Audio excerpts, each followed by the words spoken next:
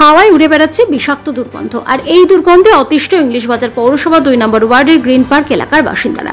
শুধু এই এলাকা নয়, একই পরিস্থিতি আশেপাশের বিস্তীর্ণ এলাকার। সৌজন্যে সরকারি পোল্ট্রি ফার্ম। এর থেকে মুক্তি পেতে সাধারণ মানুষ বারংবার প্রশাসনের দ্বারস্থ হয়েও এখনো পর্যন্ত কোনো সদুত্তর পায়নি। এলাকার মানুষকে এই দুর্গন্ধ থেকে মুক্তি দিতে সরকারের দ্বারস্থ হতে চলেছেন স্থানীয় বিধায়িকা। মালদার ইংলিশ বাজার শহরের অভিজাত এলাকা গ্রিন পার্ক। বছর কয়েক আগে এই ফার্মে তৈরি হয়েছে একটি নতুন প্রকল্প।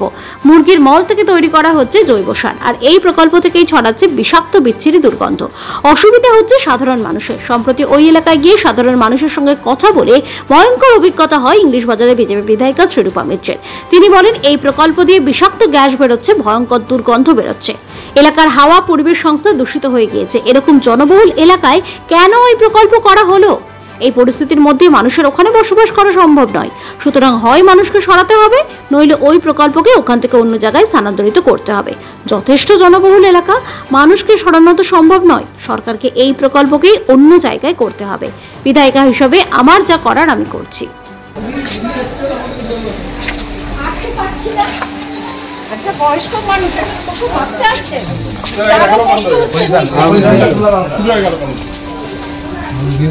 মানে এরকম অবুঝের মতো কাজ করলে তো হবে না। কি চাইছে তারা?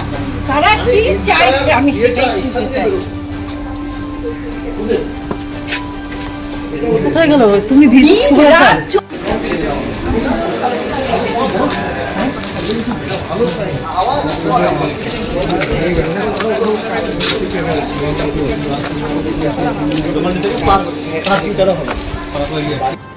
আপনি ওখান থেকে ঘুরে আসার পর ভাত খেতে পারবেন না। তাহলে যারা ওখানে থাকছে তারা কি করে রোজ ভাত খাচ্ছে? তো এই যে শহরের মাঝে, শহরের বুকে, right in front of highway, সেইখানে এত বড় একটা ইন্ডাস্ট্রি হয়ে গেল, আর কি কোনো জায়গা খুঁজে পাওয়া যায়নি? আর তার সামনেই যদি আমি দেখি, সেই ইন্ডাস্ট্রির সঙ্গে রাস্তা, মানে অ্যাক্রস দ্য রোড, একেবারে মন্দিরের সামনে মিউনিসিপ্যালিটির আবর্জনা ফেলার জায়গা। তাহলে এই পরিবারগুলো কি হবে?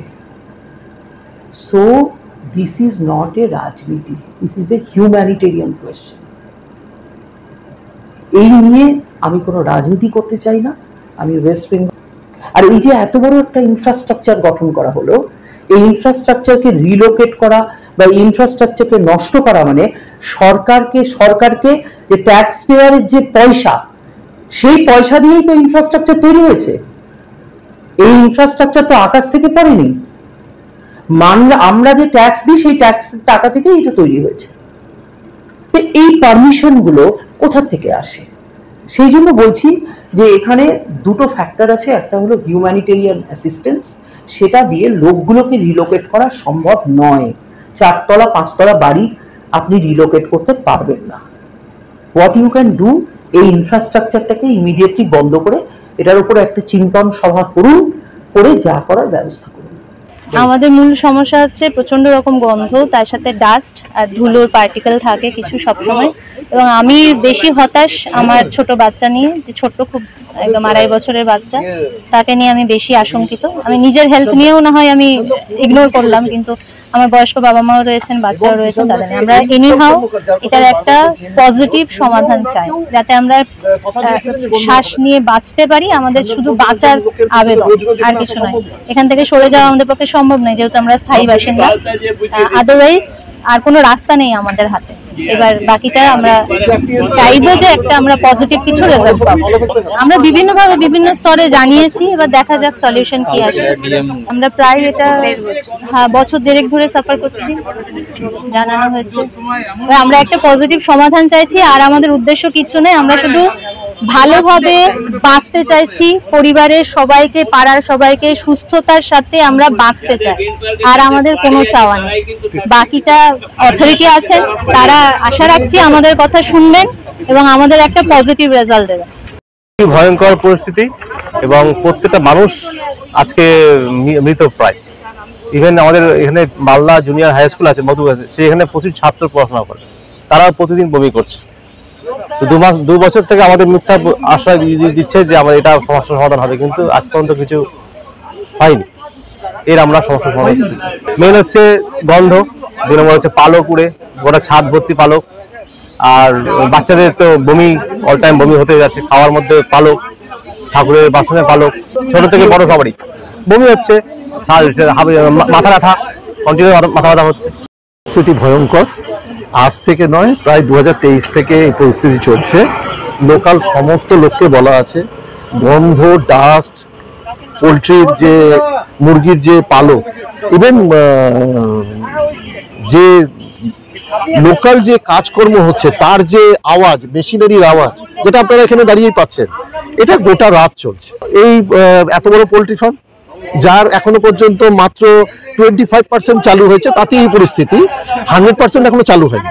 এই দক্ষিণ দিককার, আমাদের পাড়াতে দক্ষিণ দিককার কারোর বাড়ির জানলা খোলা নেই, আর সবার বাড়িতেই এমন কেউ নেই যে খেতে বসে বমি করেনি। গন্ধ, ইসের ডাস্ট আর মুরগির পালক, আর রাত্রির হলে আওয়াজ, বায়ু দূষণ হচ্ছে, জল দূষণ হচ্ছে। কারণ as per rules and regulations, যেখানে এই পোলট্রি থাকবে তার মধ্যে খাওয়ার জলের ট্যাঙ্কি থাকার কথা না। ডিএমকে জানানো আছে, লোকাল কাউন্সিলরকে জানানো আছে, চেয়ারম্যানকে জানানো আছে, স্টেট পলিউশন কন্ট্রোল বোর্ডকে জানানো আছে, সেন্ট্রাল পলিউশন কন্ট্রোল বোর্ডকে জানানো আছে, লোকাল পলিউশন কন্ট্রোল বোর্ডকেও জানানো আছে। ইভেন এই জিনিসটা নিয়ে লোকাল ডাক্তাররাও কনসার্ন রেজ করেছেন যে অল অফ এ সাডেন প্রচুর আমাদের পাড়াতে প্রচুর এমন লোক আছে যারা অ্যাস্থমার রোগী বা আপনার অ্যালার্জেটিক সিমটমের রোগী, তাদের কষ্ট বেড়েছে।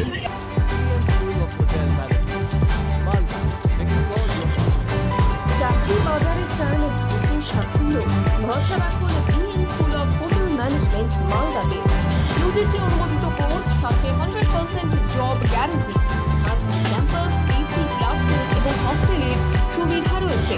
পাবেন 50% পর্যন্ত স্কলারশিপ, প্লেসমেন্টের সুযোগ রয়েছে তাজ, ম্যারিয়ট, আইটিসির মতো প্রথম সারির হোটেলে। ভবিষ্যতের গ্যারান্টি দিতে আজই যোগাযোগ করুন 9046254705 অথবা 7004625706 এই নম্বরে। BM school of hotel management, আপনার সাফল্যের ঠিকানা।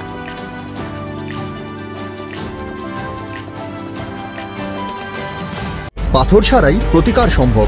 মালদার প্রাচীনতম ভৃগু বংশ জ্যোতিষী পণ্ডিত এস শাস্ত্রী।